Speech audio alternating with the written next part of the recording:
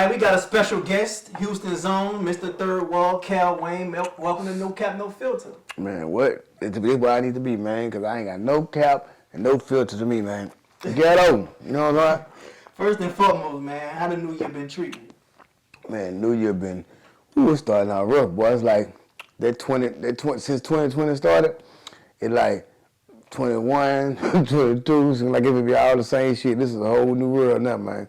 But you know me, I'm gonna make the best out of every situation. You know what I'm saying? Had a couple shing dings and a couple, you know what I'm saying, bumps and bruises since the year started, but shit, you know, I take it. This part of life, I enjoy it, but like this shit. Did you enjoy your MLK Day? Man, I ain't right on there. My birthday was on the 7th, so shit. You know what I'm saying? I'll be happy when New Year started. I'm thinking about my birthday. Right. Yeah. Shit, I know they was out there too for this. Yeah, it's out there. I passed by there, I seen it from the freeway, you know what I'm saying? But I ain't stopped with them laws doing their best shit. Yeah, I actually wanted to interview you because shit, in two of my recent interviews, your name was brought up. You know what I'm saying? Acres Home Red then brought you up. I did an interview with him. Oh, Red? Yeah, Red. Yeah. And OMB had brought you up. Said Yeah. you. That's my baby. Yeah, you was her favorite rapper. That's my baby. Said everybody know that. So yeah. I was like, man, I gotta interview Cal, man. I love Blood and for that. Them like my artists, you know what I'm saying? Like Bloodbath, Junebug, like Stunnerbound, you know what I'm saying? Laray, you know what I'm saying? Like a lot of people know, you know what I'm saying? Or Ski Taste, you know what I'm saying? Like I say, all of them, you know what I'm saying, came from under the umbrella. I ain't taking no credit for their careers, you know what I'm saying? Like, you know, but I like to feel like, you know what I'm saying, I had something to do with, you know, let them get there, you know what I'm saying? I don't want no credit from them. I'm proud that, you know what I'm saying, I leave my footprint. So whatever Wayne can accomplish, you know what I'm saying, they got to still deal with Wayne when they deal with any one of them. You know what I'm saying? It's going to be some Wayne in them. Because Blood got some Wayne in her, like a motherfucker. You planted that seed. Yeah, man. Ski Tay got some Wayne in him. Junebug is Wayne Jr. You know what I'm saying? He was saying like, yeah, for real, man. Anything on the south side, really, if they niggas just be honest, you know what I'm saying? Anything come from the south side got some Wayne in them. You know what I'm saying? Yeah, in a good way, not no trying to little boy nigga shit, but some real G shit. So speaking on the south side, you grew up on the south side and you actually grew up in Cuney Homes, the heart of Third Wall, correct? Yes, yeah. The biggest projects in Houston, the gateway to the south. And so just like Fifth Ward, the gateway to the north. Like you can't go into the north without going through Fifth Ward. Can't come in the south without coming through Third Ward. You know, some of the Cuney Homes, the biggest projects in Houston, the biggest real projects. Like a lot of apartments, they ain't projects. They just low income apartments and shit like that, you know what I'm saying? But it's the project. You know what I'm saying? And I ran that motherfucker. You know what I'm saying? Like, really ran that motherfucker, you know what I'm saying? And there's a lot of talent coming out through Cuney Homes. You know what I'm saying? A lot of talent coming out Third Ward, period. You know what I'm saying? From the Cuney Homes to the bottom. You know, we just got a lot of controversy on our side right now, too. So, you know, everybody knows what's going on, so, you know. So as a youth, how was it coming up? Shit, like, you know, the ghetto was just a little worse where we was at, because, you know, Cuney Homes always had that reputation, that jacket on their back for being grimy, you know what I'm saying? Like I say, with, you know, the last couple of years, we took a lot of losses, and I feel like, you know, a lot of niggas is enjoying seeing us take them losses and dealing with all them deaths, and you know what I'm saying? Because the nigga was tired of us anyway, you know what I'm saying? For the years of nigga hogging them, so, you know, since us against the world. You know, we were growing up, actually, you know, we didn't claim Third Ward all the way, you know what I'm saying? We claimed Cuney Homes, because we was our only world, you know what I'm saying? But when that 103 thing came about, you know what I'm saying, you know, we all got a tatted 100% Third Ward. When they came about, there was us linking with the bottom, everybody coming together, you know what I'm saying, for the first time, get some money. That shit was fun, like this shit was, that was the best time in Third Ward I think ever, because we never had a time where everybody fuck with Cuney Homes. Now it's back to everybody on some fuck Cuney Homes shit, you know what I'm saying, but I'm gonna stand up and represent, you feel me? All right, so growing up, both parents had like a drug addiction, and like your dad was like incarcerated since you was 5. Like, how tough was that on you and your siblings? My mama went to jail when I was like 11 or 12. My dad had been in jail since I was like 5. You know what I'm saying? He just came home now. And since he did like 33 years, my mama, like I say, like every other mama in the ghetto, you know what I'm saying? She did drugs, you know what I'm saying? She smoked up with them, you know what I'm saying? When I was young, I used to be embarrassed of this shit, like that shit bothered me. But as I got older, I realized shit, I'm just like her. You know what I'm saying? Like, so I understand. Yes, I understand her now. I understand her more. That shit ain't do nothing but give a nigga a testimony. You know what I'm saying? And it made me who I am. You know what I'm saying? Like I say, I embrace it now. Like I tell people all the time, I embrace the struggle. Like, you know what I'm saying? I embrace the hard time because you like I think J Dawg said this song. He said, well, I think I know. He said, you can't call yourself a soldier if you ain't got a story. He said, I can write a book called Life of a Crook. You know what I'm saying? You know, so I say, so like I embrace it, man. I love my mama to death. I'm glad everything we went through, the homeless, being homeless, you know what I'm saying, going out of shelters, you know what I'm saying, staying in the project, growing up in the projects, you know what I'm saying? You know, like I say, God put me all in situations. I feel like God lined all that shit up just so when I get on that mic, I got something to talk about. Right. So for those who don't know, like, how is it actually coming up in a shelter? Man, actually gonna sound crazy, bro, but I've been to all the shelters in Houston. Like I'm saying, I've been to the Star of Hope. Like we went there 3 times, right there on 419 Dowling. You know what I'm saying? We went to Star Salvation Army. We been to the worst shelter though was called the Jesus Center on North Main. That shit was like I think an old juvenile or something. You know what I'm saying, and so we was sleeping like some cells, like some old jail cells and shit. You know what I'm saying? But that shit. I don't know, it didn't affect me. Like, I always been, like, since a kid, I always been kind of numb. It's like nothing just affect me, you know what I'm saying? Like, I see people die all day long, and it hurt, but it's like, I always understood when people say, everything happened for a reason. God take you through everything for a reason or whatever, you know what I'm saying? So, like, I mourn like anybody else mourn, but after the mourning over, I try to look for the reason in it. You know what I'm saying? Like, this shit didn't happen for nothing. Cause I ain't lose all my niggas for nothing. You know what I'm saying? Or I ain't go through all this shit for nothing. So, man, just growing up in the shelters, man, it taught you about love. It taught you how to love your family. It taught you how to be appreciative of anything. Like, I appreciate every little thing. Like, you know what I'm saying? Like even the smallest shit.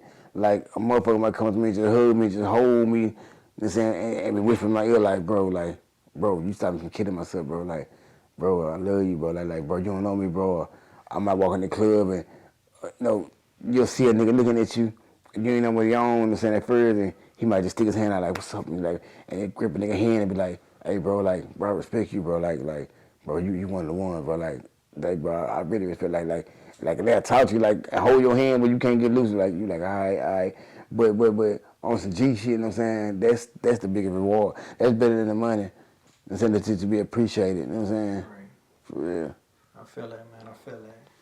And coming up, you know what I'm saying, you always been talented vocally. Like, and you were in a church choir as a youth. Like, do you feel like that gave you an advantage getting into music? Yeah. Now, boy, I ain't gonna lie, you did your homework. I can tell you really did your homework. You went and did some research. No, I ain't gonna lie. I respect that. I like that, man. Cause like most motherfuckers, they interview you, they don't know shit about you. They just know, man, he might be hot at the time, so interview him. That's dope. When I was growing up, I'm saying like, not singing in the church choir. I was singing first when we were young. Went out to tennis shows, singing and shit. You know what I'm saying? And we had a singing group called the Project Babies. This way for Kodak Artist, you thought, this is early 90s, 93, 94, shit like that. I've been singing since I was like 10 and shit like that, like singing in church and shit like that. But when we had our singing group, the only reason we kept on breaking up, you know what I'm saying, and the shit kept falling off because they wanted to sing love songs, they wanted to sing Jodeci and shit.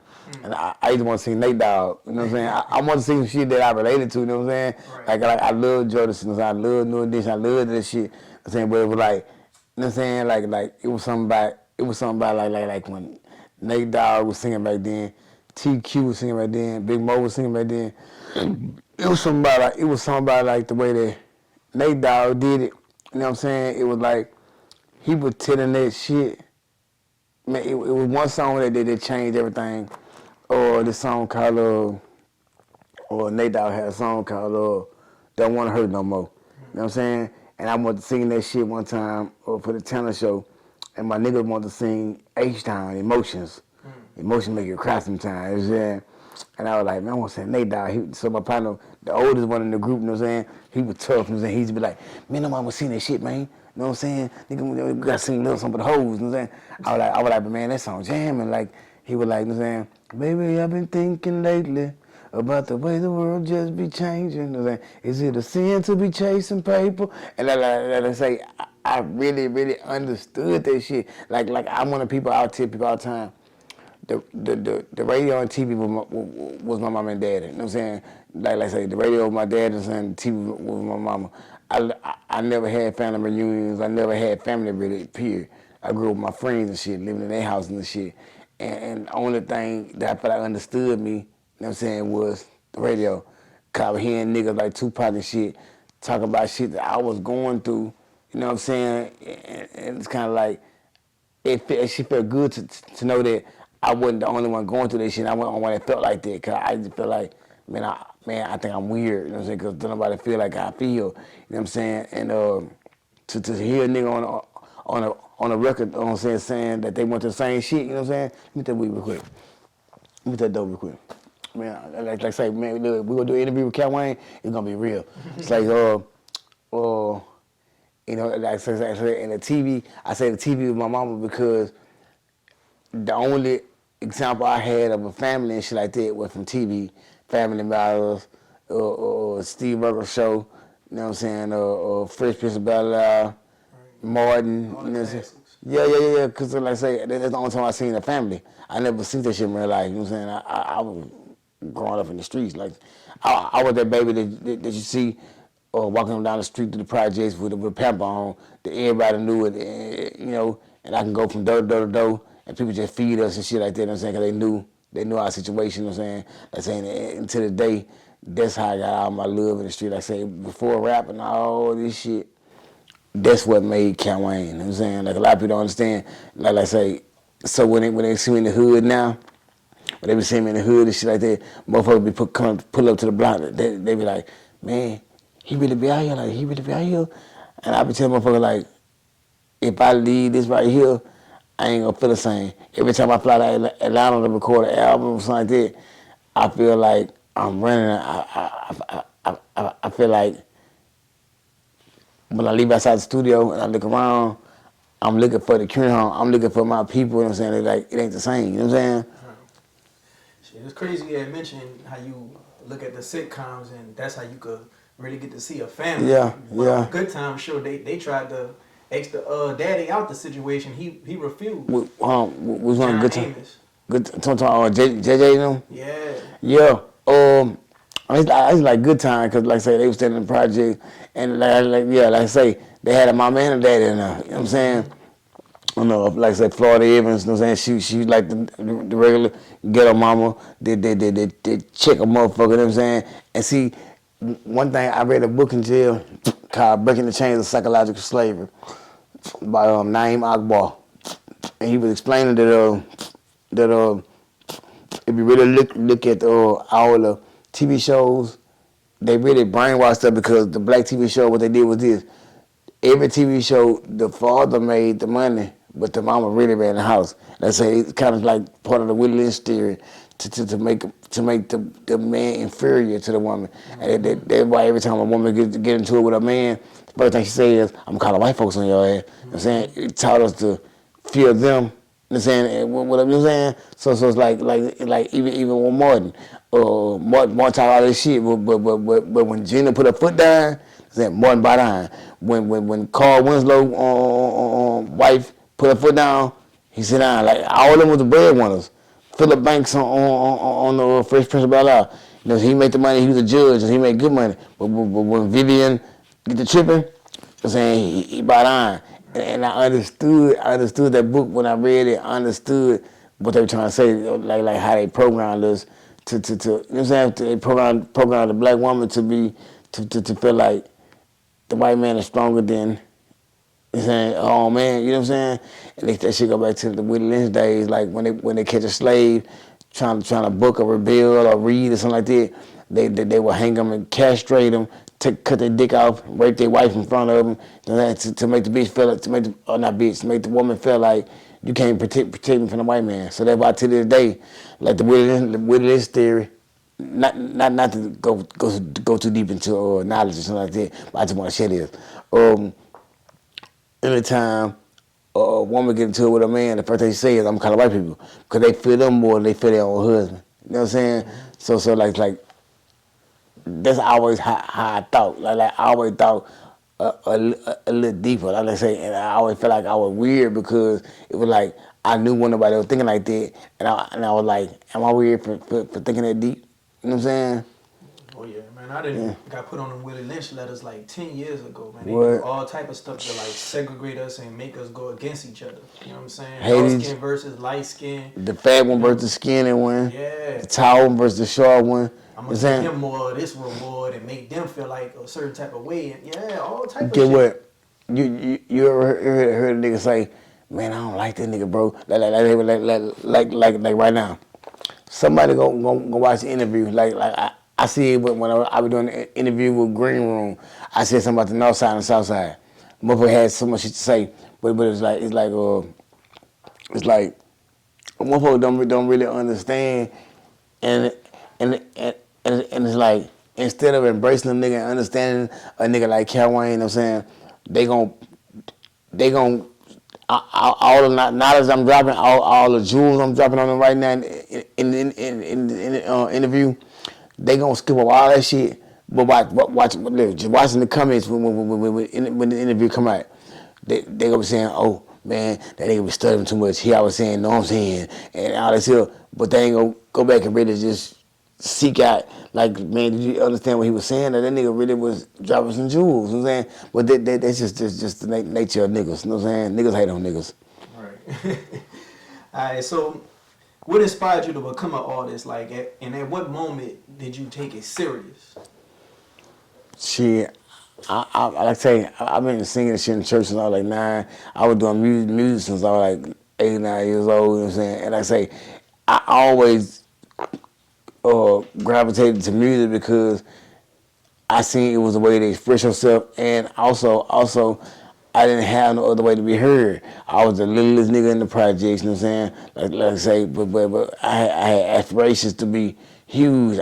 I want to be a big dog, you know what I'm saying? I want to matter. I want to be somebody. So it's like it's like my motivation came from not being shit. You know what I'm saying? Like all my life, you know what I'm saying? When I was young, I wasn't shit. You know what I'm saying? I ain't had nothing. I was dirty. You know what I'm saying? Shit like this. So like, I just always said, I want to be somebody. You know what I'm saying? And I looked up to the drug dealers. Like, you know how they say sports, drugs, entertainment. You know what I'm saying? I looked up to the niggas who were playing ball like George Floyd. You know what I'm saying? I looked up to the niggas who were rapping like Lil Kiki and them and shit like that. You know what I'm saying? And like I say, I just want to be a star. I just want to be somebody. It ain't have to be a star. I just want to be somebody. I want to make a difference. I want the motherfuckers to look back. Like I said, I want the motherfuckers to look back and be like, man, that's him. You know what I'm saying? Like you know what I'm saying? So it's like my motivation just came from not having shit. You know what I'm saying? Not having shit, not being shit. I just want to be somebody. Right. All right. So, original moniker was Killer Cal, and you changed it to Cal Wayne. How did you get the name Killer Cal, and what was the reason behind the change? Damn, boy, I ain't gonna lie, bro. I ain't gonna lie, not to sidetrack the whole interview, but I ain't gonna lie, I really feel the interview because I could tell you been doing your homework. You know what I'm saying? Like say, I came up Killer Cal Wayne because they were all my partners called me Killer or whatever. I'm saying because shit I did when I was young, or some shit I don't want to talk about, but some shit I did when I was young. I was trying to make it, trying to eat every night, trying to feed my little brother and them. And the only reason I took the Killer off is because I saw a Killer Mike interview where Killer Mike was saying that he lost a lot of sales and a lot of fans because his name was Killer Mike. And saying because or like a lot of white people ain't gonna want to listen to a person named Killer. You know what I'm saying? I say at the end of the day, this shit about making money, this shit about selling records or whatever. I'm saying so I took the Killer off, and also I took it out because they had Killer Calion, and Calion was down with Slim Thug. Them, you know what I'm saying? And they had a huge buzz. They was on BET and shit like that.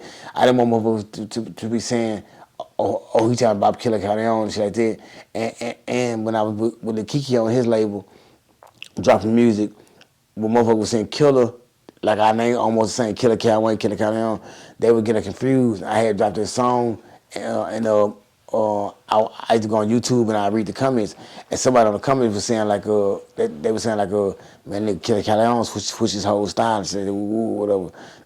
And I was like, damn, man, like damn, man, you know, this nigga already on, and it's like all my work and shit like that.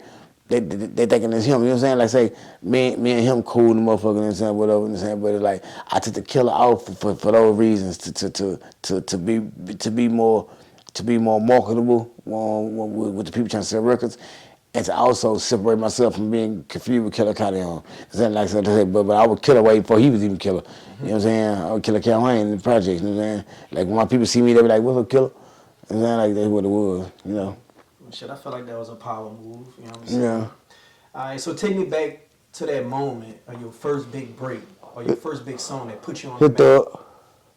Hit the. Hey. Now, yeah, you can keep all listening up. Like I say, we don't keep it real. My first big song that gave me a break, man, I don't even know, cause I don't even know when I got my first big break. Like, see, like, all right, my brother got killed in 2007. I was in prison. I came home February 2008. I stayed home for 3 months. I did 3.5 years. I came home for 3 months, and I was coming through the block, and it's like, you know, when you lose your brother or somebody real close when you're in jail, and you don't, like, they ain't never go to the funeral. So it's kind of like, I didn't get to say goodbye and shit like that. So when I came home, I used to be hitting the corner, and I ain't see my nigga. You know what I'm saying? Like I said, and they were kind of throwing me out and shit like that. You know what I'm saying? What the question was again? I'm trying to answer the right way. Say it again, the question again. Like, what song that put you on the map? Oh, the song. Yeah. All right. I had I mean my first, well, I mean not my first CD, but my first one, my first album to really saying like I'm ready to do the music the right way. All right, it's a long story, but I gotta break it down. I was on Bird Unit, and this dude named Uyu from South Park, Uyu from Overbrook or something like that. He was this how the tag team brother. When they called me to the major office and told my brother was dead, I was like, man, my brother just left prison 28 days ago. I was like, he ain't dead. So the man was like, man, hold on, let me find out if I can get you the wrong information. He called or whatever. And so I named my first CD about my brother's business. And so I can't say what song it was that really got me solidified. But I can say that album right there, because Mike Moe, he had Bellway 8 records back in the game. I don't know if you remember the Bellway 8. And I was prison. I had a CD burner, like 5-disc CD burner. And I used to burn the CD and shit. God, I really wasn't worried about the shit but I always remember my brother always saying like, man, can't nobody fuck with you, man. Like, woo. My brother was putting on Bun B Dohan the one time when him and Juvenile was shooting a video in the project, and they were like, well, they said it wasn't safe. Juvenile was really cool because Juvenile was like, man, you know, I come from this, you know what I'm saying, whatever, you know what I'm saying? And when I dropped the album was dedicated to my brother. That's why I called it About My Brother's Business. And I came home mad about my brother being dead and all that shit or whatever.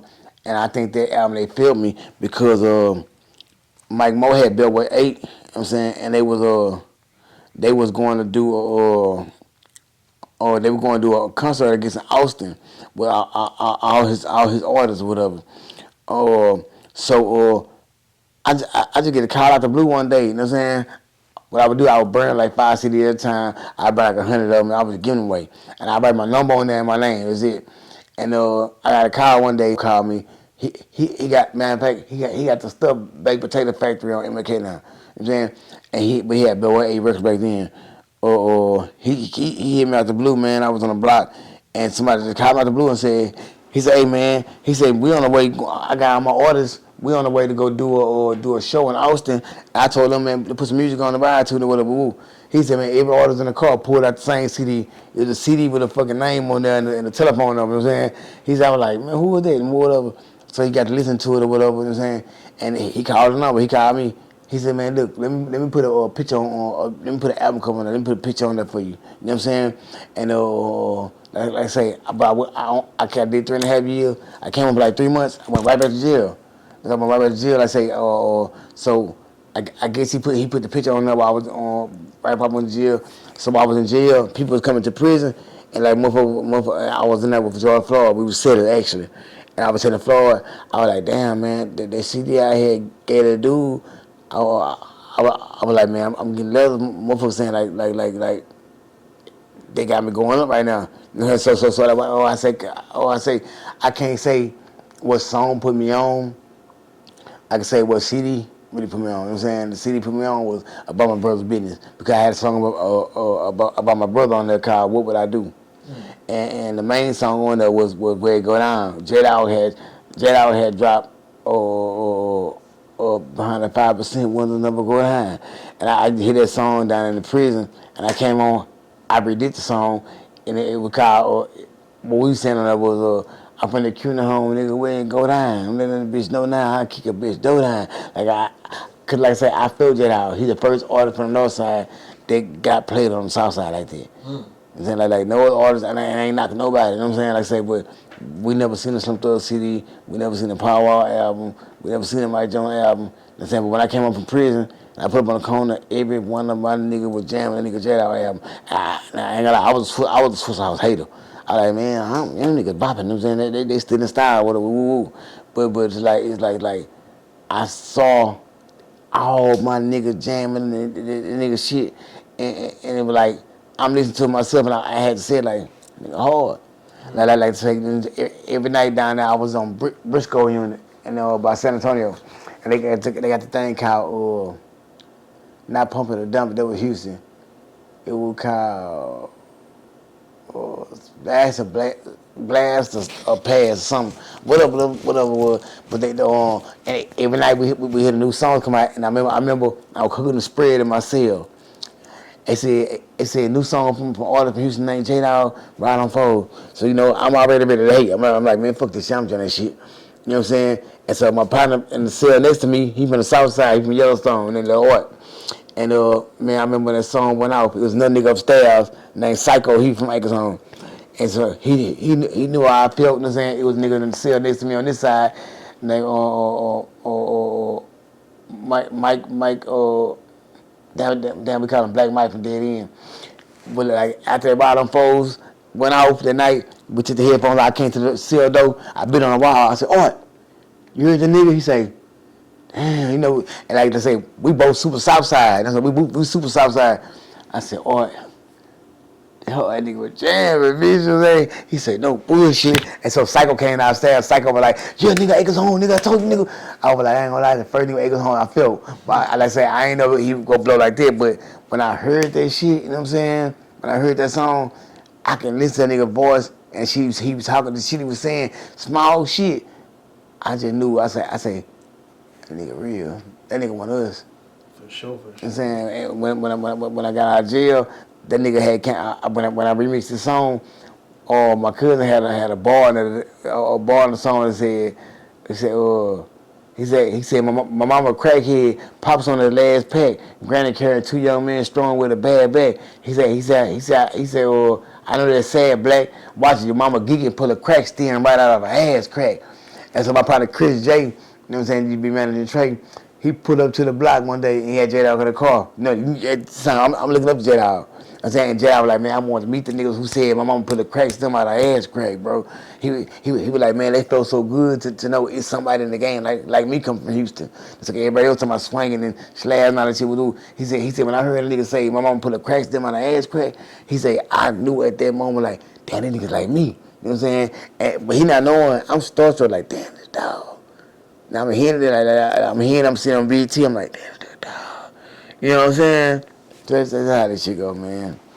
Yeah, man. Shouts out J Dawg, man. My I nigga. always felt like your style, like, kind of was like a mixture of J Dawg and Scarface. Yeah. Me personally. They call me J Dawg on the south side, nigga J-Dog when they were doing the Houston rap battle thing or whatever Instagram, remember? And nigga say, I'm out the ghetto, nigga. Northside Cal Wayne. Different bricks, same shit, but we that same thing. Ain't no coincidence we going through that same pain. I bet everybody love us for that same thing. I was like, man, like I ain't gonna lie, bro. That nigga J-Dog really put me in position. He ain't really realized. Yeah, shit, I'm from New Orleans, but you know, I ain't really come up on Houston music. But when I heard J Dog first 48 song, I was like, man, this nigga one of them ones. You know what I'm saying? But you've been incarcerated many times. You know That's crazy. How many times have you been incarcerated, and how do you think it hindered your career? Well, I've been in the penitentiary 4 times out of 5, or a 2 and a 3 ran concurrent, another 5, another deuce. That shit set me back a lot because, like I say, anytime away from the game, you know what I'm saying, you ain't here to really pump the shit. Like I say, I had some albums. I had one album of the year, Forget a Royalty. Like I said, but I went back to jail, and like it's like I feel like if I was here, that was my breaking point. Like anytime you see a Bloodbath or Junebug interview or something like that, or Stunner Brown, they'll be saying like, man, if Wayne went to jail, he would be where he was at. You know what I'm saying? I think South Walker even said it. You know what I'm saying? And it was crazy because it was like, you know, like I say, it's just self-explanatory. You go to jail, you lose a spot. But the thing I realized about this shit was this. I know niggas, well, I can't say I know niggas. I'm saying it's niggas on the radio that can go to jail right now. You know what I'm saying? They're getting played every day. They can't go and do no 3-year stretch. Come on, for 3 months, do another 3-year stretch. Come on, do another 2-year stretch. You know what I'm saying? And still have no career. Like you know, niggas forget about niggas quick. You know what I'm saying? But for some reason, like I say, they held on to me. You know what I'm saying? Like I say, they really held on to me. Like I say, I used to be sitting in prison, and I ain't gonna lie, I never feared losing my spot because it was like I knew it was authentic, and it was like I was getting mail when motherfuckers saying like, man, motherfuckers rap, like pull up, jam your shit. You know what I'm saying? That would keep me going while I was in prison. You know what I'm saying? So, you know, like, I don't know, man. What's one of the craziest things you witnessed while being incarcerated? Sure. Man, I seen so much shit, man. You know, prison to prison, man. Like, you know what go on behind the walls, man. It's crazy, but I've been in prison 4 times. I've been in jail shit like 32 times. 32. I'm done it all, man. I've been in prison. I got 5 years for crack when I was in 2002 when I was young. You know what I'm saying? Let's say I was a nigga like on the street like before rap.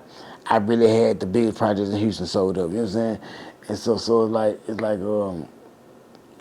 it's like I had a lot of street cred already. I understood that, but I didn't want to build my career off of street cred. I didn't want to be praised just for that. I want to show motherfuckers like I can really make music. You know what I'm saying? Like I ain't no dummy. Like I talk fast, I might move fast, and be moving rambunctious where motherfuckers don't really understand me sometimes. But if a nigga really got sense and can see the forest past the trees, a nigga be able to look and say, man, ain't gonna lie, homie, the truth. Like I say, everybody from New Orleans. Everybody I meet from New Orleans.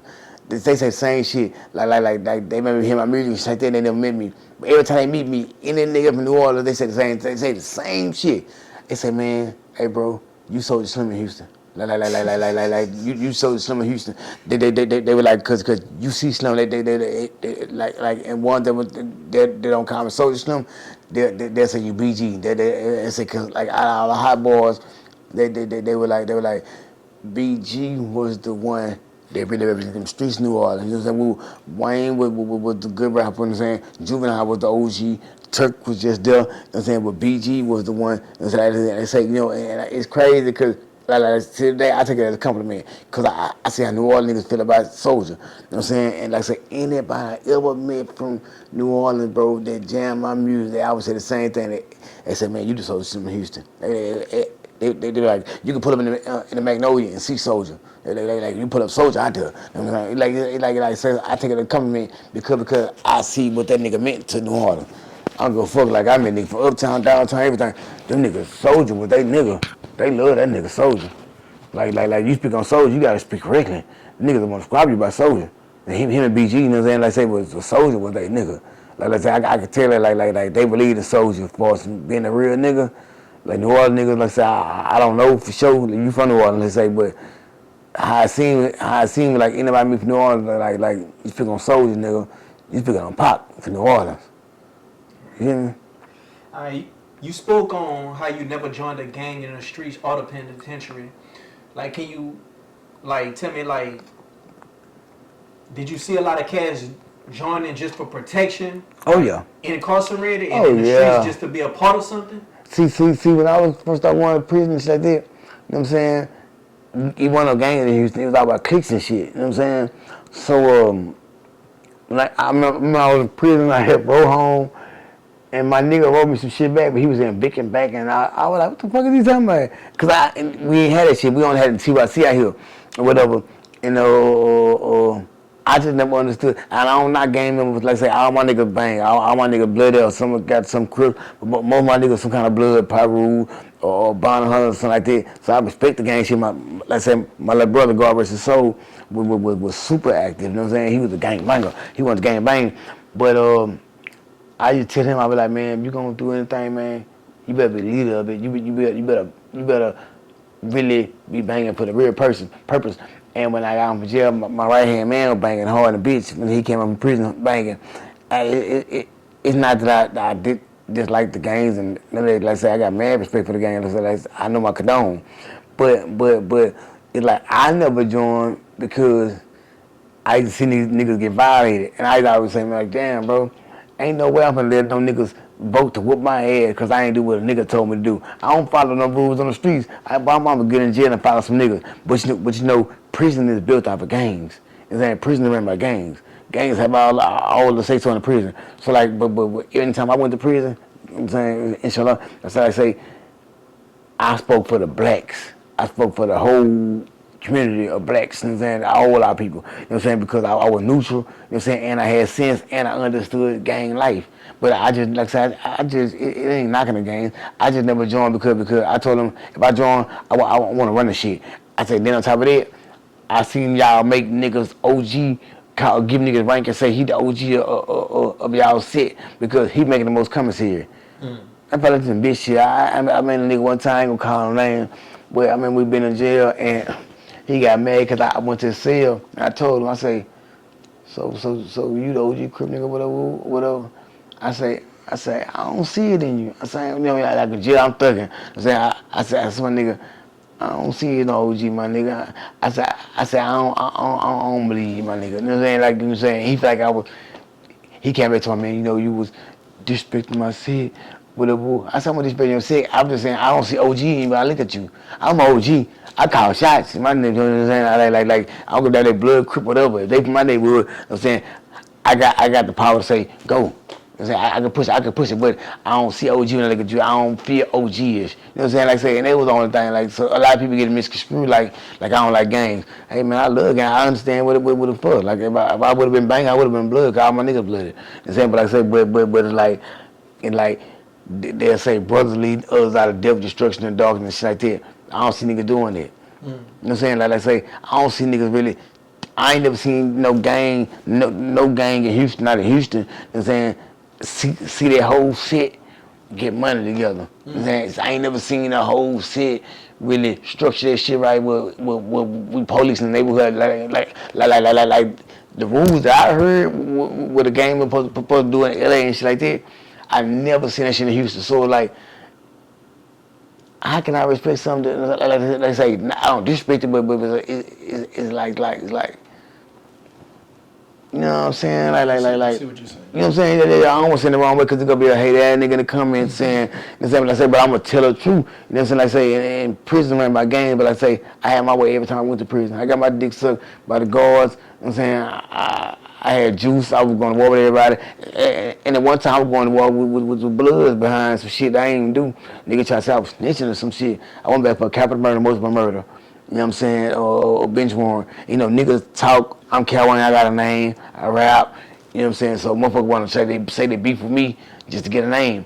And I had to tell a nigga one time, like, hey, bro, y'all ain't probably blooded. Y'all got niggas from different cities and shit to my, I don't fuck with Cal Wayne cause blood said, ooh. I said, my nigga, my brother died bloody. My brother really banged that shit. Blood don't mean y'all gang up on a nigga because you scared to fight a nigga one-on-one or you just hate on a nigga. I said, I put to get to the bottom of it. I said, I respect. I fight any one of y'all. I said, I fight any one of y'all, my nigga. I said, cause it hurt my heart because the thing is here. I really love blood, nigga. You know what I'm saying? Like, say, my brother blood, I gotta love, you know what I'm saying? Like, all my nigga blood. You know what I'm saying? I was like, I don't respect how y'all rocking, they ain't how it's supposed to go. So by me being a leader, being a speaker for the blacks on the unit that I was on, you know what I'm saying? I told him, I said, look, we had a meeting. I said, look, my homeboy gonna go back with the Bloods, you know what I'm saying? Because he gonna violate motherfucker one time get violated. Because y'all really ain't doing this shit right. My other partners, you know what I'm saying, front time, I said, he gonna be able to crips with, you know what I'm saying? Like, you know what I'm saying? And I organized like that, and niggas always tell me, like, I ain't gonna lie, bro. You talk like a blood, you like you move like a blood, but and I understood him when they say I've been around him and shit like that, and then the words I was using, not knowing, like, oh, like I said, man, listen, I've been on gang file in prison since 2001. I never been in a gang in my life. I just got out like 2015. I was down there. I put in a request like, hey man, let me up the gang file. Like, man, I never in the gang. Every time I come out here, I got me down to the leader of the blood. I ain't in the blood because I got we chunk trail like this. You know what I'm saying? All my pictures, nigga got red on, and the nigga told me one day, he said, man, I be flamed up in the tray. I told him, I say, shit, red turn heads. I say, look at all our school, blacks are red. Oh, Jack H red. I was like TSU like maroon, U of H red. I was like, that's our colors for our neighborhood. You know what I'm saying? You know, but I understand them. But it ain't no bad thing like I don't dislike gangs and like that. I just never understood the logic. I join right now. If they show me a game where we can all get some money together with woo, and like I say, I want to run it because I'm a violate nigga when I get violated. I want this shit to be right, you know what I'm saying? So that's all. Like I say, and to go to prison 4 times and stand on your own, you know what I'm saying? That's a big thing, you know what I'm saying? Like, I had niggas come to me, but it's the sad part though, and I don't want to overtalk, but the sad part, I done had niggas come to me, bro, in prison, we be chopping it up, whatever in the cell, and a nigga bust out and say, hey, bro, how you ain't never joined the game, bro? And like, you really known and shit like you nigga really respect your gangster, whatever. And I was like, look, bro, it fucked me up because a lot of niggas done that before. And I used to be saying like, man, a lot of these niggas don't really want to be in the game. They really joined them for protection. You know what I'm saying? I always felt like, man, I was a man on the street, man, now I don't go down, like all my partners did. That's what I say, but it's like, I stand with my damn self. You know what I'm saying? I just, it used to hurt my soul to see the niggas' eyes, they really didn't want to be in the game, but they felt like they had to do that to survive down there. And like niggas, you true, like, man, you're a little nigga, you know what I'm saying? So when we get to talking and shit, they'll be like, man, damn, bro, I ain't never joined no game, bro. And so whatever, I was like, I don't really leaving them niggas voting to whoop my ass because I ain't do what they say. I ain't listening to my mama. You know what I'm saying? I ain't listening to the police, I ain't listening to shit. Ain't nobody ever tell me shit. You know what I'm saying? So it's like, it's kind of like that. It's like, they should have fucked me because a lot of niggas don't even want to be affiliated with that shit, but it's like, they scared to speak up and they feel like they need protection. I feel like this here, man, the penitentiary is just like my projects. You know what I'm saying? Like I said, I had to be tough then, I be tough now, and I ain't trying to be hard and all that shit. But it's like, man, like, I ain't, nigga whooping on me, man. Fuck all this shit. That's the easy way to put it. Fuck this shit.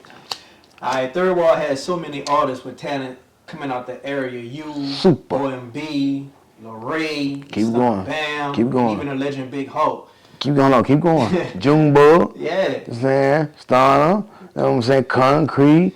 What it is about the trade that make it so special with breeding talent individuals in your opinion?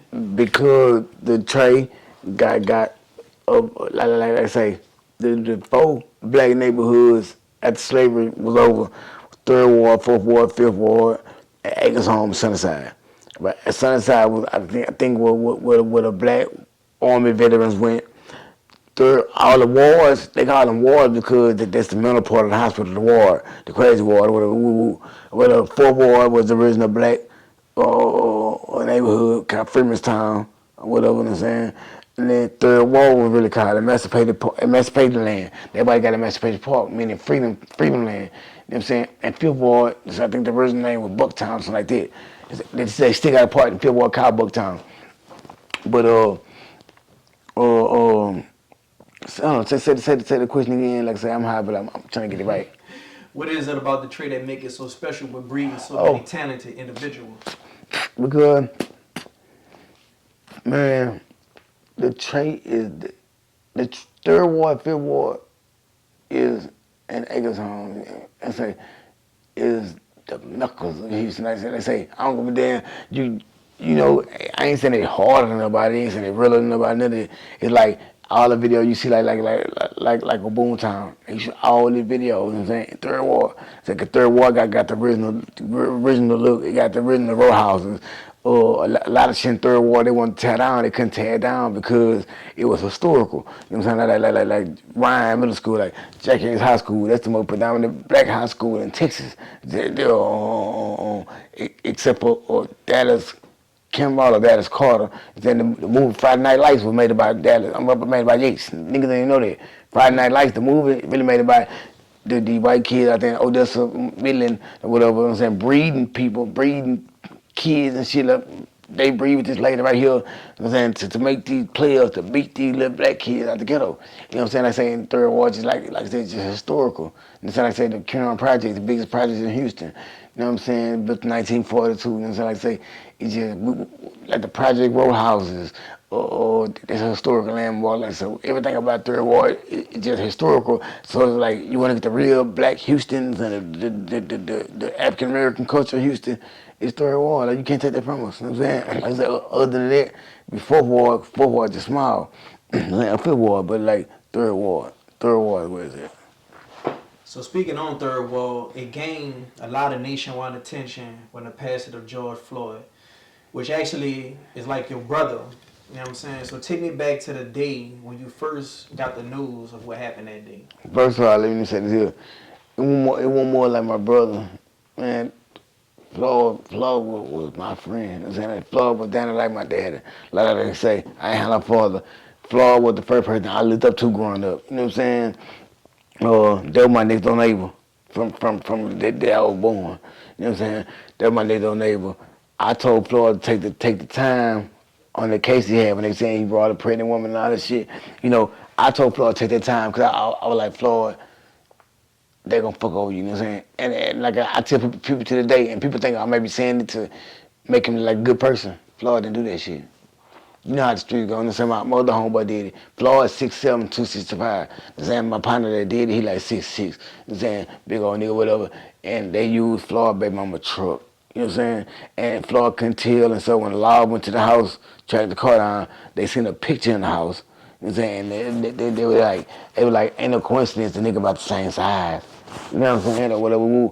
And Floyd, they say, you know, but it's like growing up next door to Floyd. I mean, like I say, I actually lived in the house with Floyd and them. I like a lot of niggas get on interviews and be saying shit like, yeah, I was around Floyd. We all was. I'm saying Third Ward. We kind of Third Ward Floyd. Floyd was well known. But like I really lived in a house.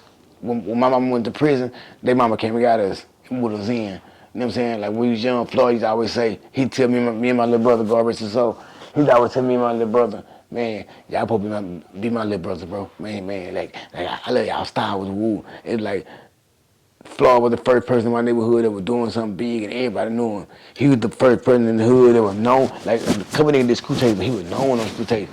You know what I'm saying? We used to memorize every verse. We go to school and sing every single line of the Floyd. You know what I'm saying? Like they say, but it was my nigga that. So like, I think girl said in the question how I felt or whatever when it happened.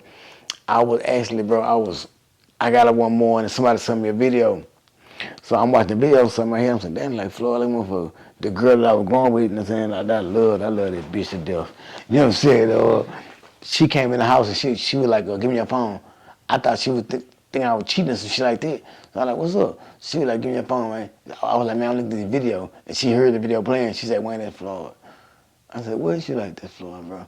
I said, man, I know that bitch. I said, look at that motherfucker. Then when I heard him call her mama name Sissy, I'm saying that shit broke my heart because they was a lot of baby. I'm saying I still got the scar on the bottom of my feet when I stepped on one of them things you put the quarter in the stove and you get the little fake ring out of it. I'm saying, and when I got the fake ring, I put it on and I crushed the thing. I'm saying with my bare feet and it cut my foot open. She stuck the spider webs in my foot and put sugar on it or some shit like that. Some old school South Carolina remedy or some shit. But I say I still got the scar though. The same, but Floyd taught me everything. Like I say, Floyd like he taught me how to save my first $1,000. You know what I'm saying? Like I said, I was talking to him one night on the porch, and Floyd, when he used to get high, he just sit there and scratch his feet. He'd talk to you and mumble. You know what I'm saying? Like this girl in prison, he'd always say, man, y'all be having a whole conversation. I don't understand. She y'all talking about, you talk fast and he mumble. She said, but y'all be in the whole conversation. I was like, do my brother, but I told him one night, I said, man, I never have $1,000, Floyd.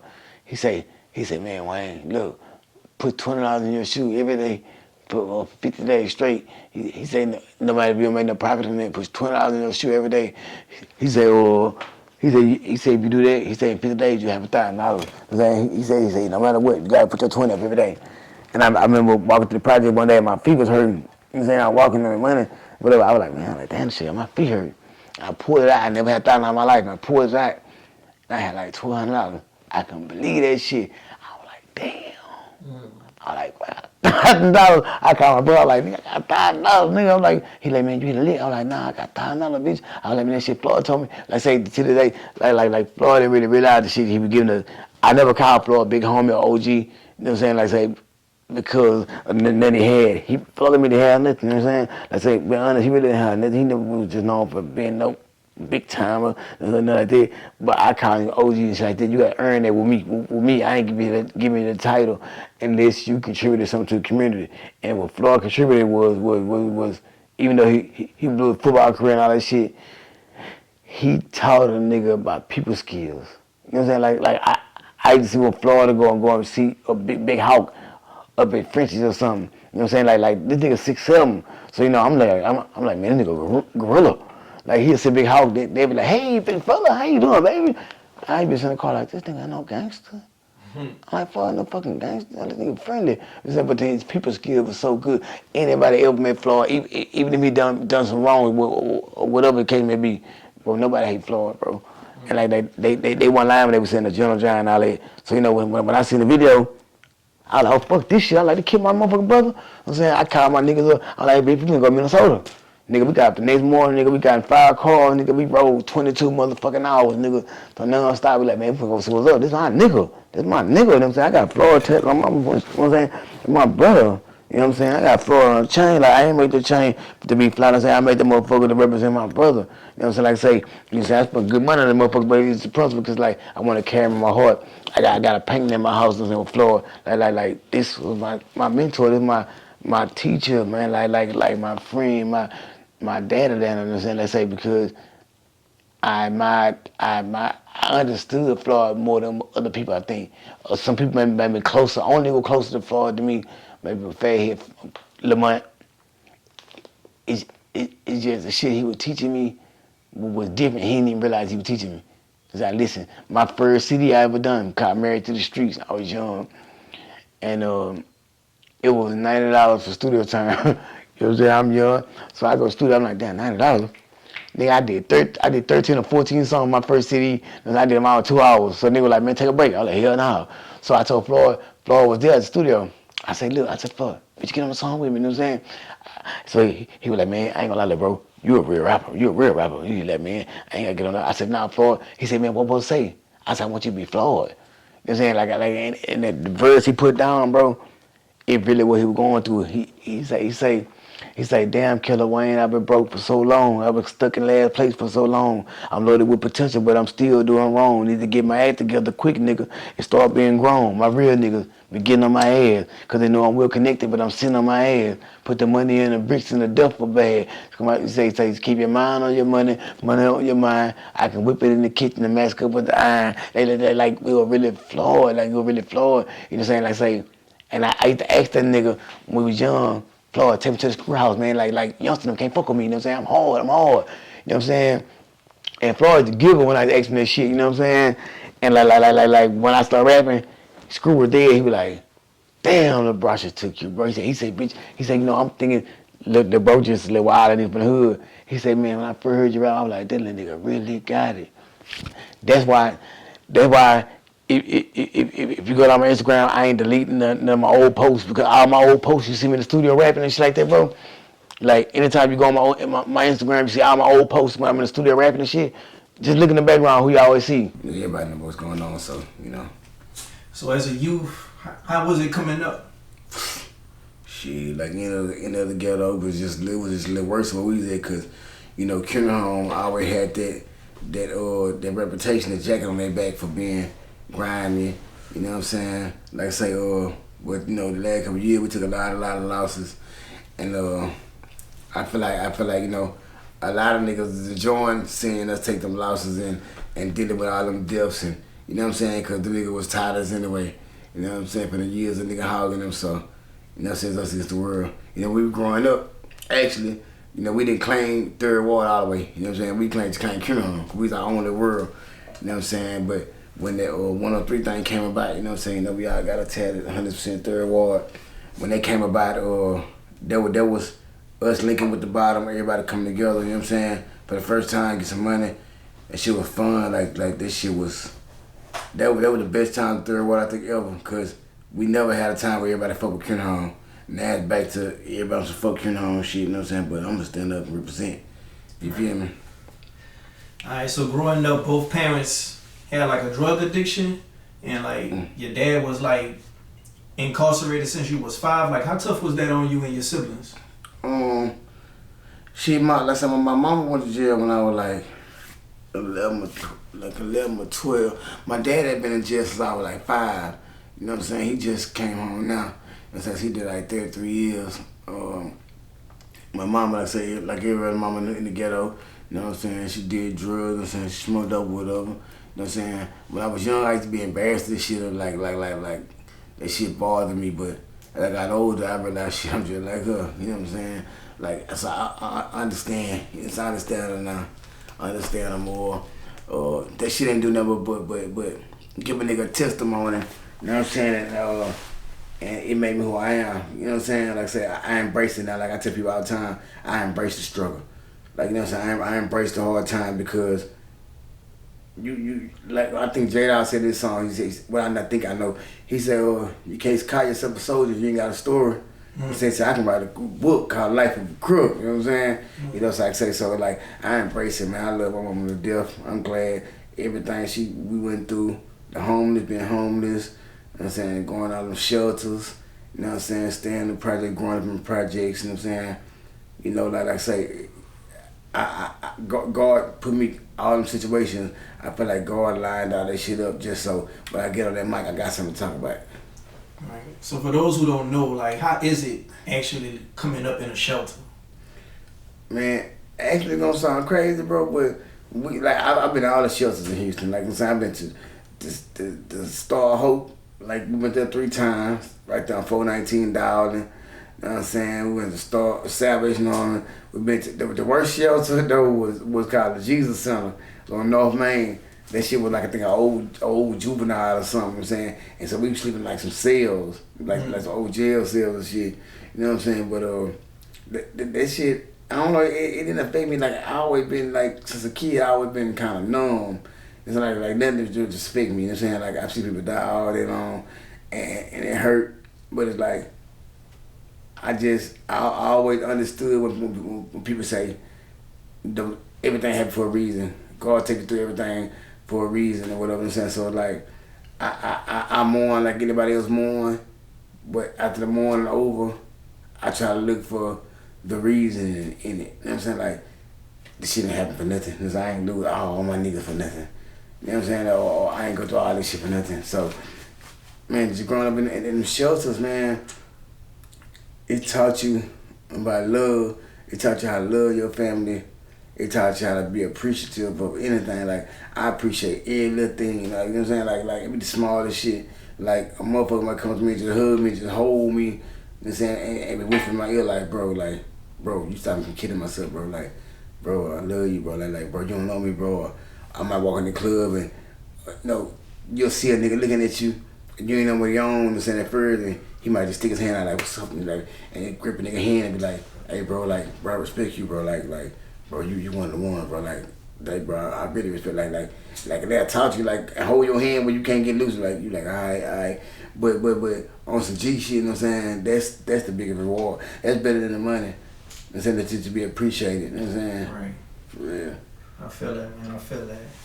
And coming up, you know what I'm saying, you always been talented vocally, like, and you were in a church choir as a youth. Like, do you feel like that gave you an advantage getting into music? Yeah. Now, boy, I ain't gonna lie, you did your homework. I can tell you really did your homework. You went and did some research. No, I ain't gonna lie. I respect that. I like that, man. Cause like most motherfuckers, they interview you, they don't know shit about you. They just know, man, he might be hot at the time, so they interview him. That's dope. When I was growing up, I was saying like, I was singing in the church choir. I was singing first when we were young, went out to tennis shows, singing and shit. You know what I'm saying?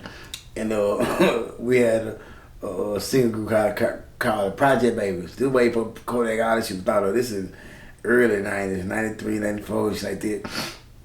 I've been singing since I was like 10, shit like that, like singing in church and shit like that. But when we had our singing group, the only reason we kept on breaking up, you know what I'm saying, and the shit kept falling off because they wanted to sing love songs, they wanted to sing Jodeci and shit. And I used to want to sing Nate Dogg, you know what I'm saying? I want to sing some shit that I related to, you know what I'm saying? Right. Like I love Jodeci, I love New Edition, I love this shit. You know what I'm saying? But it was like, you know what I'm saying? Like it was something about like when Nate Dogg was singing back then, TQ was singing back then, Big Mo was singing back then. It was something about like the way that Nate Dogg did it. You know what I'm saying? It was like he was telling that shit. Man, it was one song that changed everything. This song called Nate Dogg had a song called Don't Wanna Hurt No More. You know what I'm saying? And I wanted to sing that shit one time for the talent show, and my nigga wanted to sing H-Town, Emotions. Emotion make you cry sometimes, yeah. And I was like, man, I want to say Nate Dogg. So my partner, the oldest one in the group, you know what I'm saying? He was tough, you know what I'm saying? He used to be like, man, nobody was sing that shit, man. You know what I'm saying? Nigga, we gotta sing a little something for the hoes, you know what I'm saying? I was like, man, that song jamming. Like, he was like, you know what I'm saying? Baby, I've been thinking lately about the way the world just be changing. You know what I'm saying? Is it a sin to be chasing people? And I say, I really, really understood that shit. Like I want to tell people all the time. The radio and TV was my mom and dad. You know what I'm saying? Like I say, the radio was my dad, and the TV was my mama. I never had family reunions. I never had family really, period. I grew up with my friends and shit, living in their house and shit. And the only thing that I felt like understood me, you know what I'm saying, was the radio. Cause hearing niggas like Tupac and shit talk about shit that I was going through, you know what I'm saying? And it's kind of like, it shit felt good to know that I wasn't the only one going through this shit. I wasn't the one that felt like that. Cause I just felt like, man, I think I'm weird. You know what I'm saying? Cause nobody feel like I feel. You know what I'm saying? And to hear a nigga on a record, you know what I'm saying that they want the same shit. You know what I'm saying? Let me tell weed real quick. Let me tell dope real quick. Man, like I say, man, look, we're gonna do an interview with Cat Wayne. It's gonna be real. It's like, you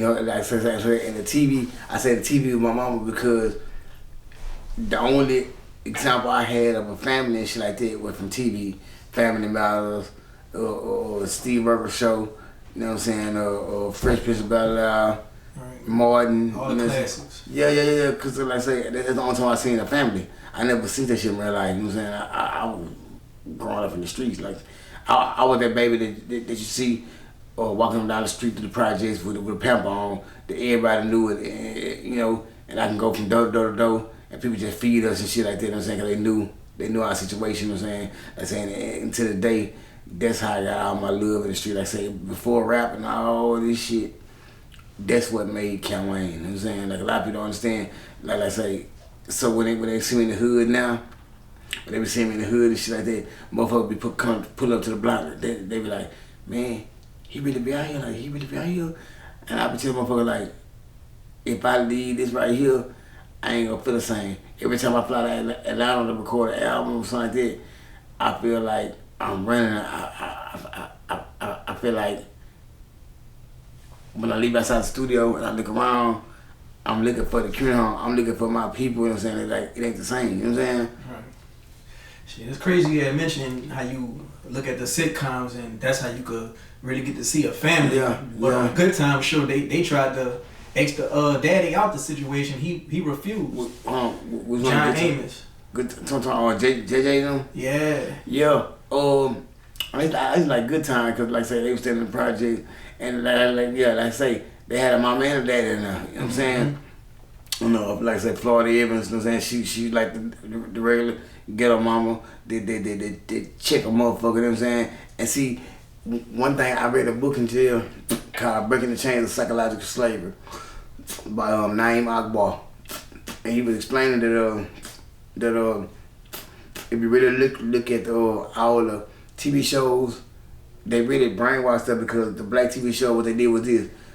Every TV show, the father made the money, but the mama really ran the house. They say it's kind of like part of the Willie Lynch theory to make the man inferior to the woman. Mm-hmm. And that's why every time a woman get into it with a man, first thing she says, "I'm calling white folks on your ass." Mm-hmm. You know what I'm saying? It taught us to fear them. You know what I'm saying? What I'm saying? So it's like even with Martin.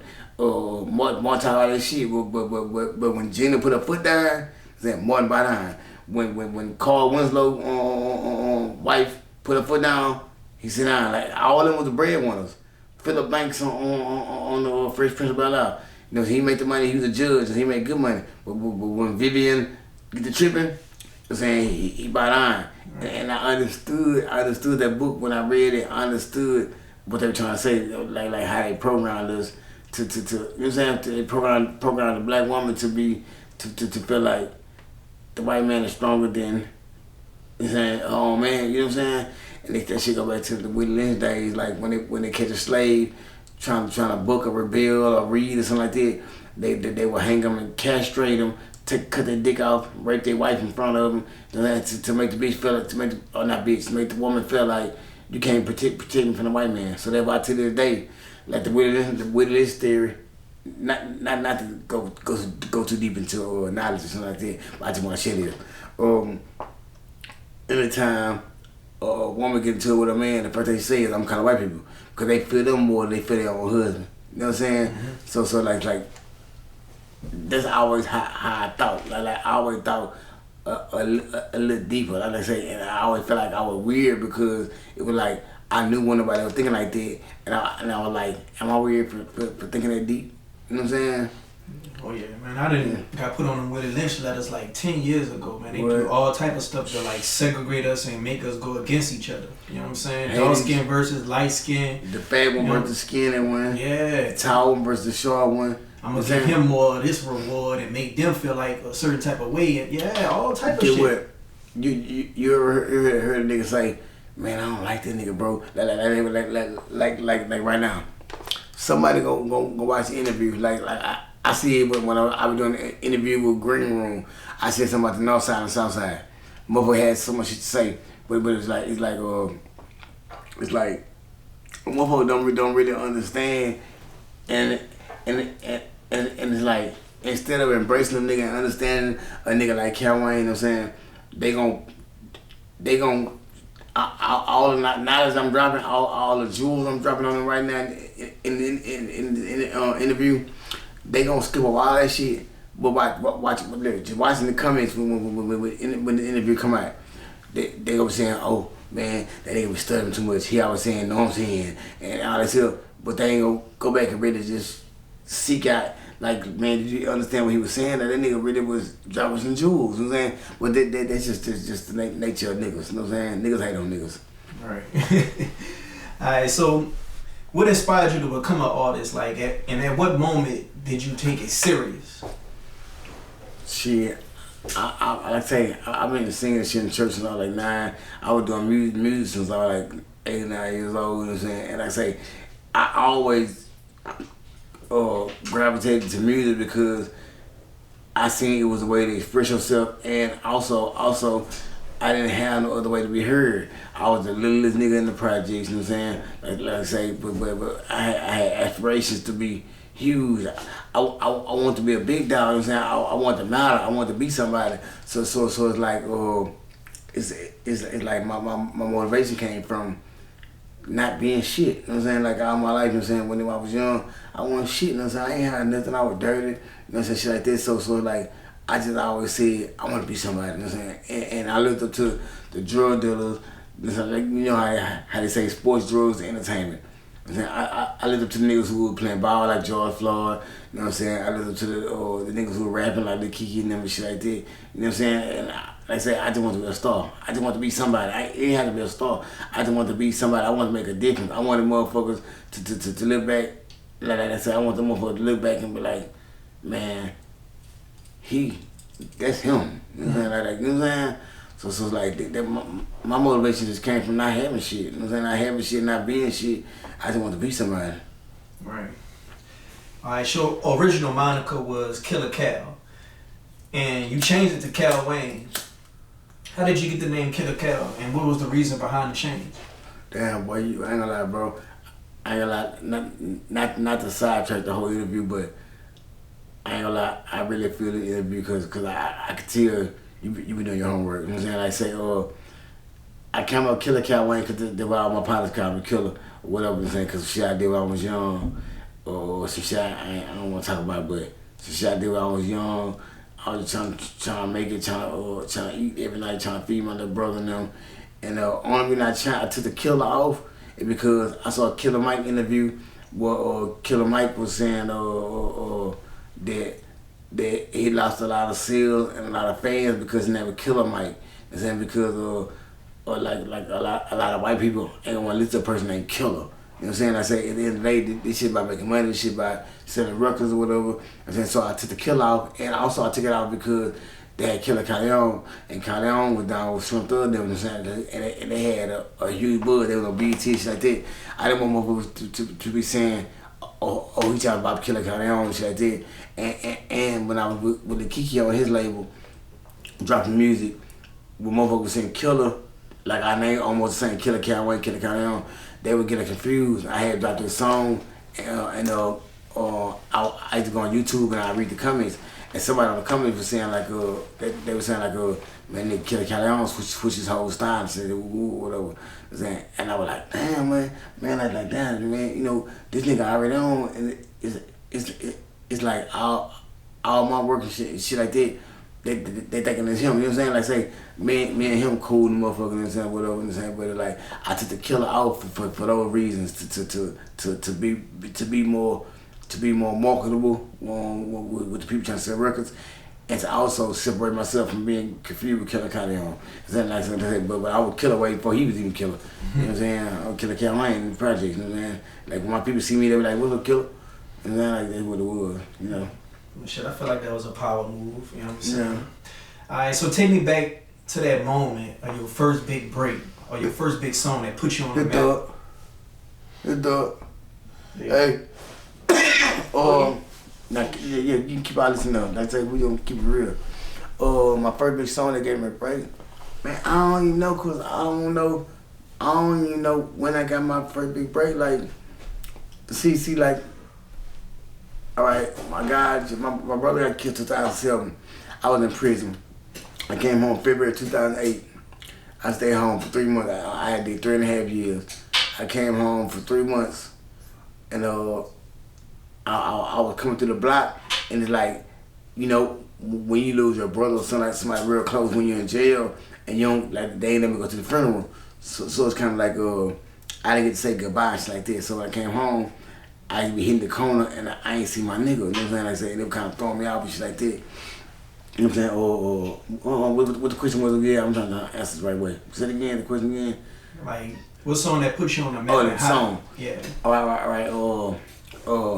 I had I mean my first, well, I mean not my first CD, but my first one, my first album to really saying like I'm ready to do the music the right way. All right, it's a long story, but I gotta break it down. I was on Bird Unit, and this dude named Uyu from South Park, Uyu from Overbrook, something like that. He was this how to take two brother. When they called me to the major office and told my brother was dead, I was like, man, my brother just left prison 28 days ago. I was like, he ain't dead. So the man was like, man, hold on, let me find out if I can get the wrong information.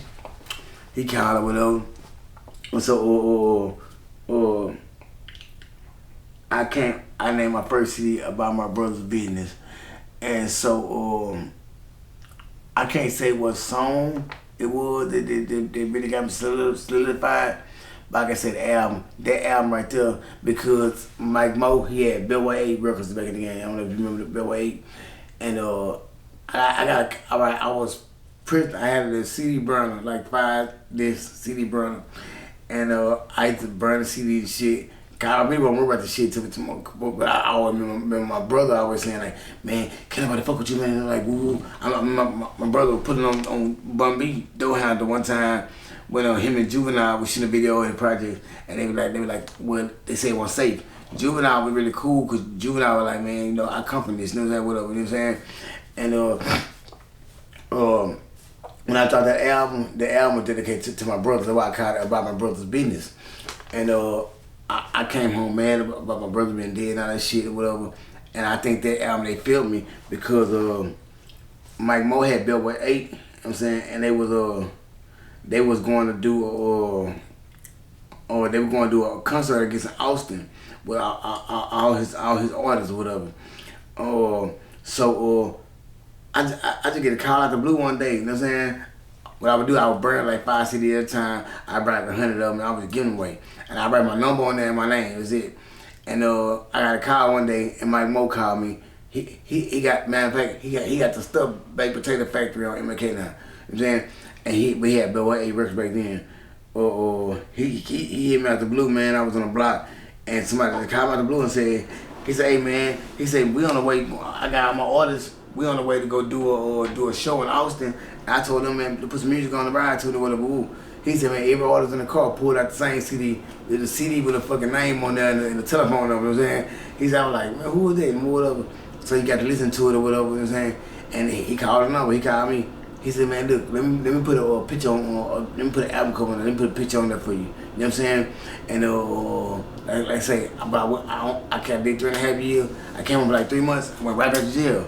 Because I went right back to jail. I say, so I guess he put the picture on there while I was right before I went to jail. So while I was in jail, people was coming to prison, and like motherfucker, I was in there with George Floyd. We was sitting actually, and I was sitting Floyd. I was like, damn man, that CD I had gave the dude.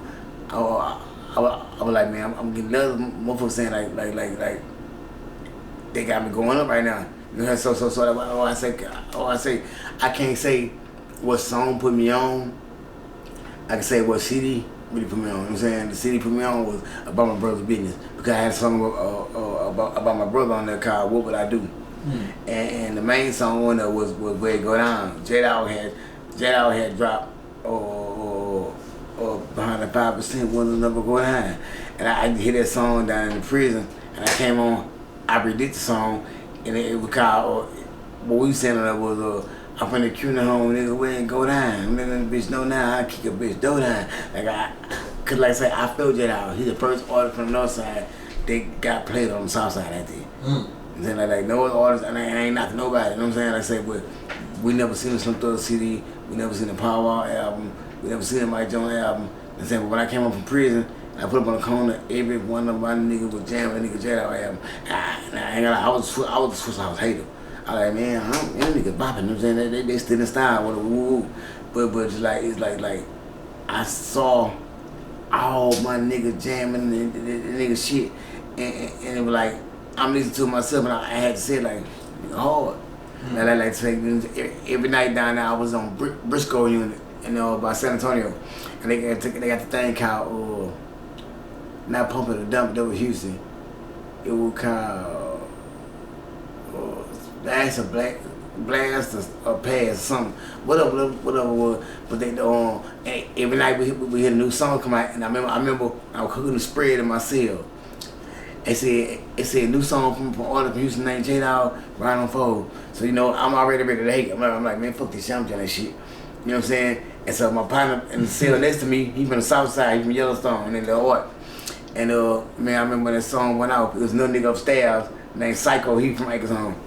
And so he knew how I felt, you know what I'm saying? It was a nigga in the cell next to me on this side. Like, Mike, that we call him Black Mike from Dead End. But like, after that ride on foes went out that night, we took the headphones, I came to the cell door, I been on the wall, I said, oh, you heard the nigga? He say, damn, and I just say, we both super south side. We super south side.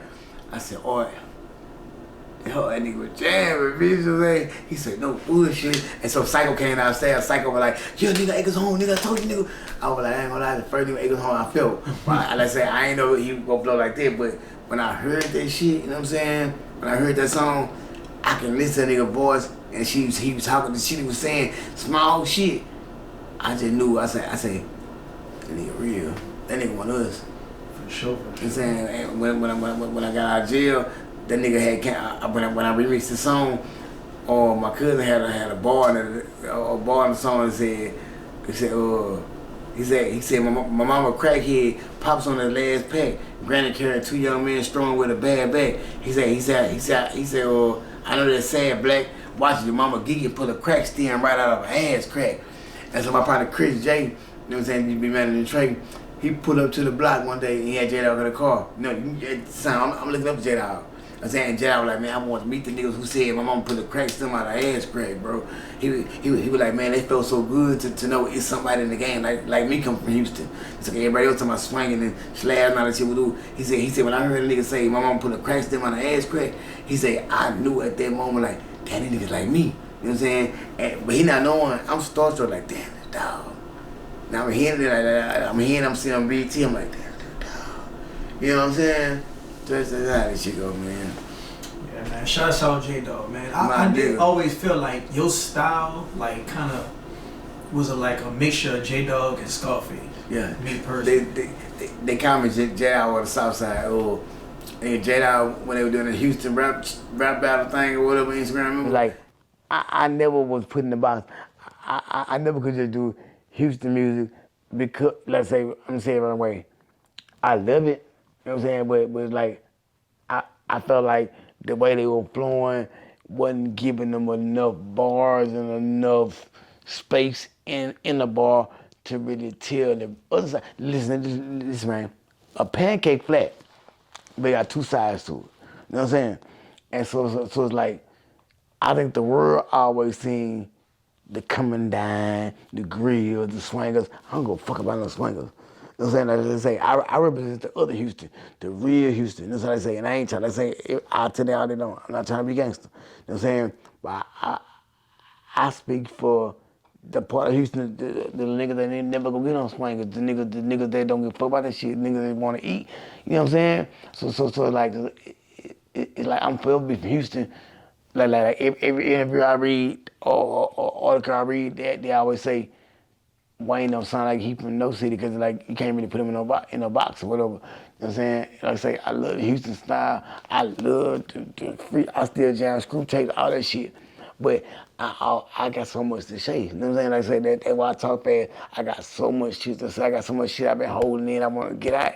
So it's like it might not sound Houstonish, but I say this here, I represent, my music is that real Houston sound. You know what I'm saying? Like more people from outside, like you from New Orleans, you might feel like, oh, the Houston side is, I'm gonna come down, I'm gonna come, like I can't, I got too much shit, real shit I done been through, I can't say I'm gonna come down.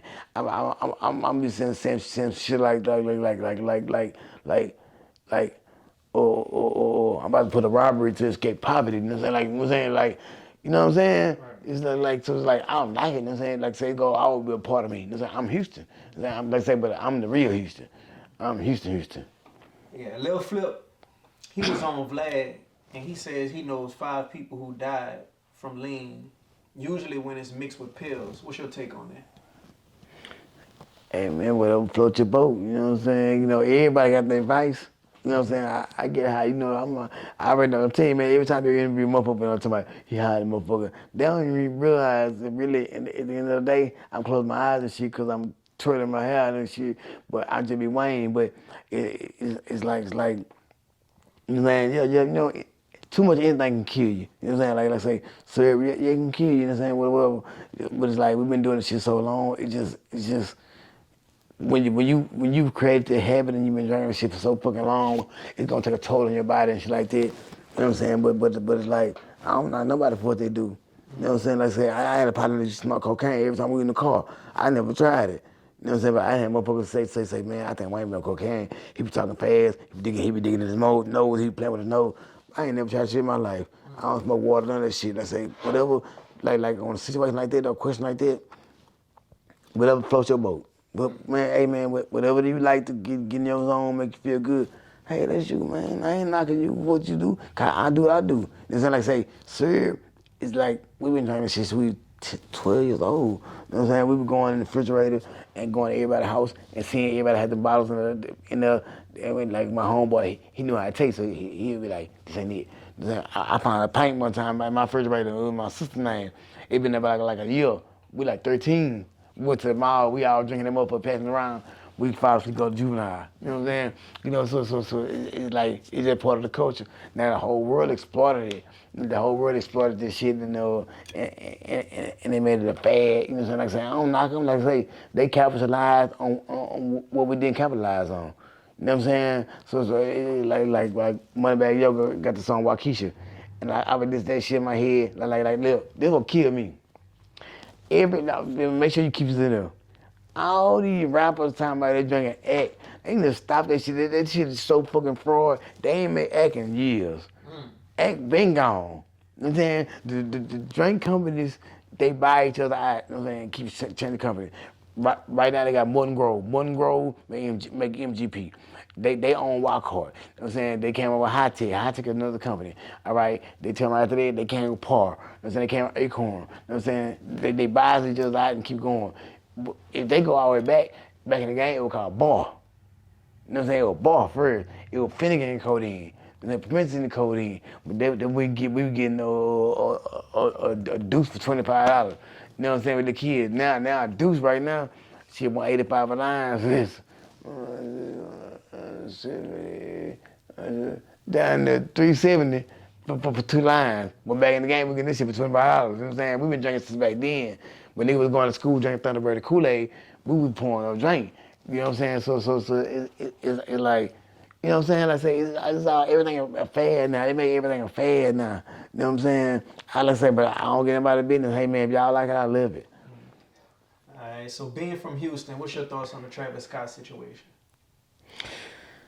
I really don't know, cause I really didn't pay attention to it like that. Like say, I hate being an artist. It's like you can't control what's going on in the crowd. Like damn, I'm gonna trying to rap and entertain y'all. You know what I'm saying? Like. If he says some shit going on in the crowd, maybe he could have said, hey, I'll stop, make sure the people all right. But you rocking the whole concert, you can't see. Man, when we met on stage, they always have lights in the front of the stage right here. The lights shining in your eyes, you can't really see what's going on. So, man, I just feel like, man, the man got money and they just riding down on him. You know what I'm saying? They just trying to exploit the man, but really, at the end of the day, I know he's sitting at home right now saying, damn, man, this is part of the game on. Like what can he really do? He don't know if people are dying. You know what I'm saying? Like, you know what I'm saying? They should have had better security and whatever they say they need to have. But I heard that motherfucker going around sticking people with a needle in there though. You know what I'm saying? That's fucked up shit. So you blame them. You don't blame Travis Scott. That man don't really know. And then I say that man really a square. I'm saying that man really a square. Yeah, I heard if he'd have had it, like, if he was a street rapper, it would have been more security. But No, because things here, his job is to rap. You know what I'm saying? His job ain't to secure shit. He'll have more security for himself. You know what I'm saying? He gonna have more security for him as an artist, like make sure I'm safe. Nigga don't try to snatch my chain and woo woo. But I don't think he had no control over securing the crowd. But did he throw the show himself? I mean, shit. I guess he probably came up with it and his team just put it together. But you know, Yeah, it was well, Astro World. yeah, well, look, if he put his own bag behind it, you know what I'm saying, and then he hired security, you know, they got them temp agencies where they just put people on the job. Motherfuckers just trying to get a check. They ain't really thinking of shit like that can happen. But I heard they was, like I said, I heard they was sticking people and shit like that. But they said one part in the show when he was standing there, and he was like, man, somebody down, man, fuck it, whatever. And he wrong for that. But at the end of the day, like, you can't be control it, bro. You on the stage. You got another job to do. Your job is to entertain. Their job is to secure, make sure people safe. So it's like, man, I feel like, man, and he's about that buddy for a second, man. He's about the man. Like, you know, that's part of being successful, man. Part of being successful, they gonna come for you, bro. But he got no money shit to where, shit, gone swimming for $1 million or $2 million. You can have that shit. All right, a few more questions before I let you go. Once you think a rapper reaches a level of success, do you feel like he should not move around in his hometown anymore?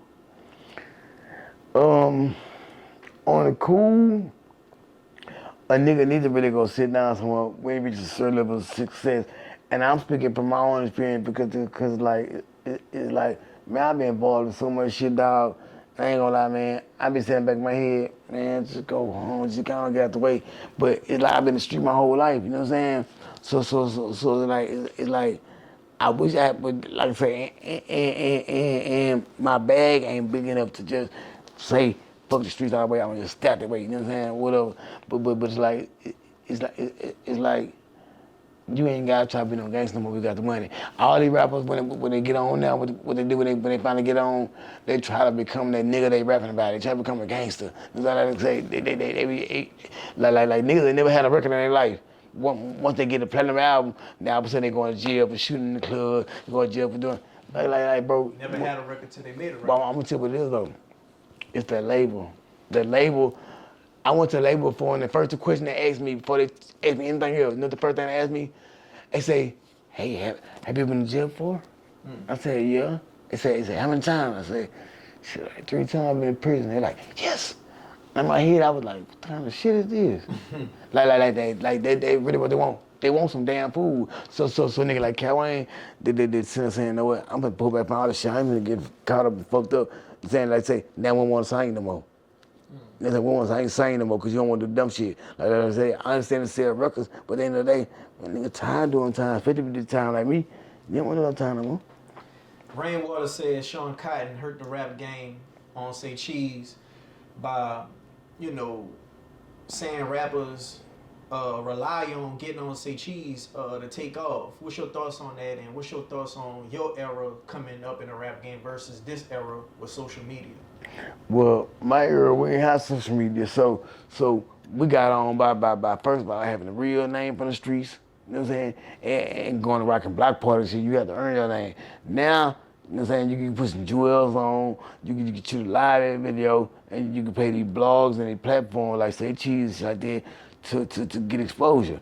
I say, I can't knock them, man. Listen, man, anybody hustling trying to get some money, man, I can't knock them. But I feel like them platforms, they do be exploiting shit. Like I don't respect the still. I don't respect that every time Charleston White speak about George Floyd and say some bitch ass shit about him, I go down how popular, how many views you get by having a dumb ass nigga on there. I feel like a real nigga, like me, you interview me right now. If you, like say, Floyd with your homeboy, I'm like, oh, you ain't know him. And I get on and say, fuck George Floyd. Just by you being black, you supposed to say, hey bro, look, I ain't tripping, bro. It's like you say what you want to say or whatever, woo. But it's like, man, just for the people, bro, like, I don't think you should do that. You know what I'm saying? I feel like niggas should speak up just on some G shit, like, and they like, man, hey man, like you see what's going on in the world, like, you ain't got to support it, but don't be saying fuck it, like, hey bro, like this for the people. You know what I'm saying? So like Say Cheese not them. Hey man, I gotta respect them. They getting their money, but I feel like if they put more restraints on that shit, more you know what I'm saying? Like he stand up a little more to the artists, like hey bro, like you know what I'm saying? Like keep that shit some real shit, like we trying to support some real shit, but niggas trying to get some money. And then they like niggas trying to get some money. I can come on right now on y'all platform and talk some bullshit, you know what I'm saying? But like, I'm gonna lie, I think about, man, how many views we gonna get, and then we gonna get a check out of the shit. See, I ain't giving a damn, you know what I'm saying? But like, when I'm talking some bullshit, some fake shit, some old hoe ass nigga shit, man, I respect you so much more if you just stop and say, hey, Wayne, we rocking, bro. Like, I fuck with you, bro, you know what I'm saying? But, they ain't gonna lie, bro, they ain't player. Man, I walk out the motherfucker and get in the car and say, I respect that nigga, bro. That nigga standing there, like he still standing for something, even though he trying to get his money, he's standing for some real shit, you know what I'm saying? I just feel like the Sean Cotton nigga, you know what I'm saying? He just trying to get some money. Are you planning on giving back to the community of Cuney Homes or Third Ward as a whole this year? What? Man, I do this shit every year. I've been doing this shit since I was a young nigga. You know what I'm saying? I mean, bro, since I was a young nigga, I had to go get everybody old clothes for a year. Everybody, you know what I'm saying? I fill my truck up with all my partner's clothes, old clothes, my clothes, and then find some little kids in the hood and they ain't got no clothes, shit like that. They like to find they have no clothes like that. We give my one time my partner from Fifth Ward had hit a train. They take like 1,000 pair of shoes. I bought 200 pair of shoes and took it to the projects, gave out, and I ain't know that I ain't know what the Kevin Durant was. So my partner Lil T managed to the money. He was showing me. He said, "Wayne, get out of the shoe right there. The shoe right there cost like two something a piece, like $300 a piece." I went to the project giving them a whole lot. Them kids was happy as fuck. I've been there since I was a kid, like passing out turkeys every Thanksgiving. Like I say, to the day, me and Trey them come through. Every Christmas we come through with a Sprinter van, get all the kids from the projects, take them out there and I come through with a list and say, man, look, tell me what all y'all want. You know what I'm saying, man, them kids last year, them kids with Apple Watches, iPads, flash screen, PlayStation 5. So the people that I was working with, my partner Rod and them, Rod Bastard and them from ABN, I working with them. I said, damn, man, these project kids, these kids for expensive shit. He said, Wayne, don't worry. All my friends surgeons and shit, like whatever you can't cover, we gonna cover it. Man, all the kids in my projects, every year, nigga, we got them a Sprinter van. We got Lamborghini in Houston to come out, 10 Lamborghinis. We got all the game trucks to come out. And I took them to the night neighborhood, let them have a ball. You know what I'm saying? Like, they got all the Apple Watches they asked for. They got, like, every year they get the turkeys. They got the PlayStation 5. They asked for a PlayStation 5, they got it. If they asked for an Apple Watch, they got it. They asked for a TV, they got it. And it was like, I like, you little motherfuckers in the Cuney Homes. These motherfuckers going some expensive shit. Y'all finna ghetto. But thank you, but I've been doing that shit. Like I say, that's how I got my name. I ain't get my name just from rapping. I got my name from, I always been a nigga that took care of my projects. You know what I'm saying? Like I say, I took care of my people. You know what I'm saying? Like, can nobody take that from me? Like all the rappers that come in, like say Bloodbath and them, whatever, they paid homage. But like I say, if you ask them, the first thing they gonna say is this here, Wayne always took care of the projects. I took care of the projects. That's respect. So for motivational purposes, what's your advice to any youth cut from the same cloth as you coming up in the trenches? You know what I'm saying? Just trying to find a way out, whether that be from music or something else. No, I always tell my buddy this, man, fuck you don't lose. Shit. You know what I'm saying? You got raised the bottom. You know what I'm saying? Ain't nothing out here but jail and death. You know what I'm saying? If you run the football or shooting basketball, take my nephew for instance. My nephew been to go to college this year. You might have heard of him, Randy Mouser from Shadow Creek. You know what I'm saying? That's my nephew, you know what I'm saying? He was Yates this year. He got like 30 offers from Oregon, Ohio State, Alabama. He bad motherfucker, you know what I'm saying? Like I say, LSU, Florida Gators, all that shit. I always tell them like, hey man, listen, bro. Do it for you, bro. Like, just want something. Like, ain't nothing in the streets no more. The streets ain't the same. We was young, we walk around 10, 15,000 pocket change. It's just pocket change, because the dope game was so sweet. Dope game dead. Back in the game, we got a name off of who got the more money, who was doing their thing as a young nigga, you know what I'm saying? Now they get that name off of how many they killed and shit like that and all that shit. That shit ain't player. So like, it's like, man, like, my advice always been, brother, be you, fuck it, you know what I'm saying? Like at the end of the day, they're gonna judge you anyway. I'm saying praise is like a cigarette. It give me a joy, but it won't hold up on the first mistake you make. You know what I'm saying? It can still kill you. You know what I'm saying? So it's like, niggas only love you when you got something to give, or you ball or something like that. When you get broke, you don't find out how every nigga really feel about you. You know what I'm saying? So therefore, I always tell you the same thing. Hey man, just do you, bro. Don't worry about being liked and all that. You know what I'm saying? Like, cause niggas don't really like you. They don't really like you. They just like what you can offer. They just like if they can pick it back off of you. You know what I'm saying? All that shit's just be you. Fuck it. They like you for your resources and your opportunity. Yeah, man. So at the end of the day, so just so you don't get your heart broke and shit like that. Hey man, just do it cause you either love it or do it to be hustling, you know what I'm saying? But don't ever worry about what these niggas feel. It's like I say, niggas don't get niggas their card. That's just how niggas do. Niggas gonna ride their dick when you get there. Not a week. I ain't never heard a nigga in my life. I just found out he from Houston. He from Houston, right? Man, I ain't never heard of Buddy. You know That's how they say. But now I was thinking with Not a Weak fans because he had a big song with Dirk and them on all that shit. That's some dick riding shit. You know what I'm saying? Like say, so just do you, bro. That's the best advice in the world. Just do you, bro. Fuck him. So what's next for Cal Wayne? I just thought the 3 Pac album.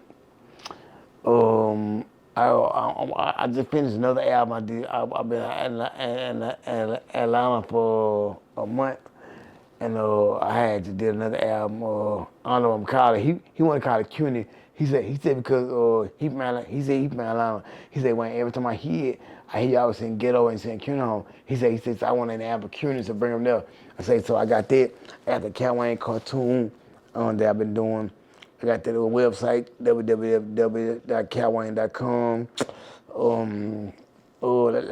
Like I say, and I'm pushing people up on me, like the Bloodbath, the Ski Taste, the Junebug, the Stunner Bound, the Raider Savages, the Concretes, or Sidewalk and all of them. Let's say I'm pushing them. I push them. Like if you ever look on my page, you'll see if a nigga doing his thing. Like say, I be pushing them. I put them on my page. Like support is free. You know what I'm saying? I say, and I want to do that because I used to wish that nigga was like that when I was coming up. You know what I'm saying? I just wish that nigga just be like, hey man, it don't hurt me to put that little nigga on. Right. I'm the nigga, I'm popping. You know what I'm saying? So like next for me is just the same thing I've been doing. I got shows lined up, I still get shows, still getting features. You know what I'm saying? I'm gonna drop another 2 albums. I got 2 albums done. I got 4, 5 albums done. I just wasn't feeling the music no more.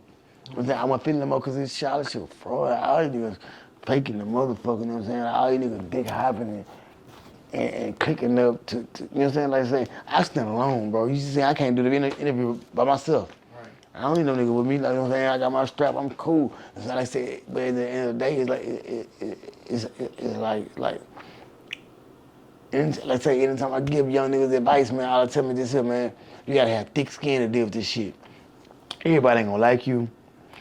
Some nigga say you trash, fuck you, you whack, you broke, you know what I'm saying, you a whole ass nigga, they ain't gonna make a rumor about you snitch, all that shit. Man, fuck that shit, you just doing you. You know what I'm saying? It's just life period, bro, like right now. Hey man, y'all interviewing. You gonna be this nigga saying, oh, them niggas in the apartment with some lights, you know what I'm saying, interviewing niggas think they doing something, you know what I'm saying, but get what?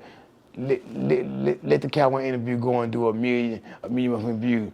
200,000 of them might be saying, why they interviewing this nigga, fuck this nigga, they ain't nothing. I'm saying, but like say, 400,000-500,000 of them might be saying like, I like what y'all doing, bro. Like y'all bring up to the right people. Like, you know what I'm saying? You gotta stand on what you believe in. Fuck everybody, bro. Just stand on what you believe in, bro. So before I let you go, can you tell the people like what social media platforms they could find you on and your music? Oh yeah. I just got my page back, you know what I'm saying? Instagram, I've been blocked out like 2 months. You know what I'm saying? I respond to a hater. Same thing we talking about, I respond to a hater. Cal_Wayne, CAL_Wayne. I had made another page, Ghetto_Royalty3, Ghetto Royalty 3. Let's say my website, calwayne.com. Tidal, Google Play, Amazon, Spotify, motherfucking I'm on every platform it is, iTunes, I'm on No Cap, No Filter, right. You know what I'm saying?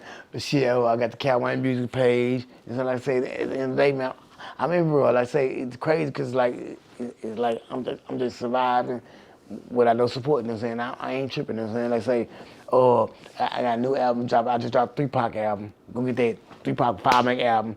I just won album of the year last year. You know I ain't really brag about it. You know what I'm saying? Niggas on the cool. You know they low key ain't say shit, but you know, I got album of the year last year. And I got the People's Choice Award. You know what I'm saying?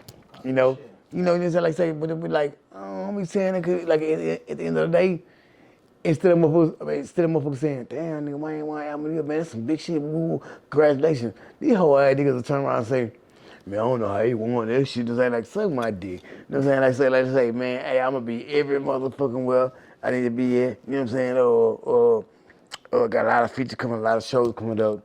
Got a lot of artists. You know what I'm saying? That I'm really trying to break in the game, eat greedy in them. You know what I'm saying? Like I say, all them, they from my block. You know, eat greedy, Savo, eat greedy red. That's a new nigga popping right now. Eat greedy in them. Laray popping, you know what I'm saying? Soul Talking popping, Bloodbath popping, you know what I'm saying? Stunner Band popping, Junebug popping, you know what I'm saying? Open Water, rest in peace, you know what I'm saying? Open Water, Lady Brick Boy. All these niggas from the same blocks. You know what I'm saying? Like all these artists, bro, from the same fucking area, bro. And niggas don't even realize that.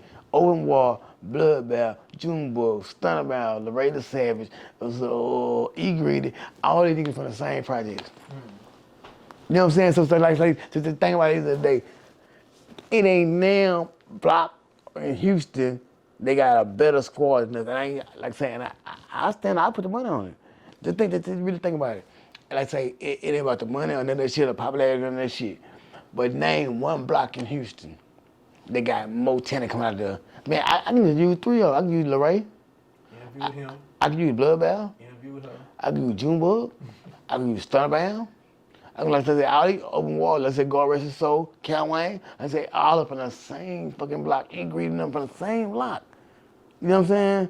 Let's say and all of us got our own, ain't got our own buzz, going, everybody doing numbers and shit like that. Let's say at the end of the day, it's like ain't nobody what Bloodbath do, but ain't nobody got that big deal. And motherfuckers won't just come out and flat out say like, damn, they up in the same block. That's the hottest area of music right now in Houston. Let's say, you know, niggas popping like that in the neighborhood. You got one nigga over here to do his thing, one nigga from down here on T-Wood doing his thing, one nigga from down here on West Montgomery doing his thing. We all from the same block, the same neighborhood, let's say, and all that fucking talent, doing all them numbers, but they won't fuck with it. It's self-explanatory, think about it. Shit, I've been saying that, man. I was like, damn, Cal gonna be the third person on Third Wall in the interview. So that let you know something right there. But shit, man, Cal Wayne, man, Third Wall, Mr. Third Wall.